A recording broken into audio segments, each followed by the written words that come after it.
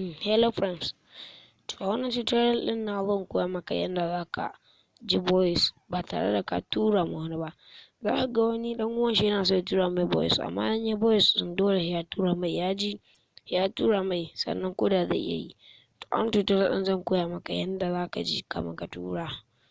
Fara yake, to dan uwa dan Allah in baka danna mun subscribe ba, to dan Allah ka danna mun, saboda haka ne kawai zaka ji za mu samu ƙwarin gwiwa. Sannan wanda ka danna shi za ka ga alamar ƙararrawa ta fito, to ka samu ka danna ta, saboda ta haka ne da zarar mun ɗora kai kawai in dai ka bibiyi channel ɗinmu da zarar mun ɗora kawai zai haɗu ka ko baka shirya ba.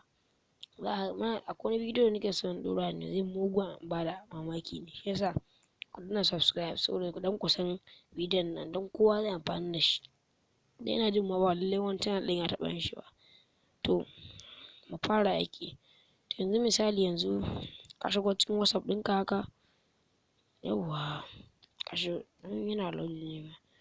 Yawwa misali yanzu na zo cikin WhatsApp ɗina sai in nemi wannan KC boy ɗin, ashe misali friends ɗina ne, to in danna shi haka.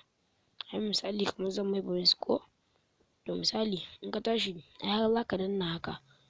Misali yanzu kai mai magana in ka saki haka za ka ga dole sai ya je sannan za ka iya, ka gani dole sai ya je. To ba haka ba yanzu in ka tashi za ka zo ka danna alamar recording ɗin nan, haka daga sai ka kawo shi gurin ku a danna sama haka. Yau kun ga haka, to kun ga yanzu yana yi ko yana yi. Misali na gama mutum yanda zan tura mai yanzu, na gama shiryawa kawai, to sai ka yi tofuri haka, sai ka yi minimizing sai ka koma. Yau kun gani ya zo ga delete nan guraren, ga kuma wani in za ka ƙara yin recording ɗin yanzu zan iya jin abin da na ce. Ka ji duk abin da na ce ne wannan.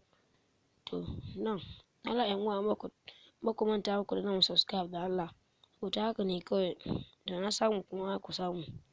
To na gode, bye.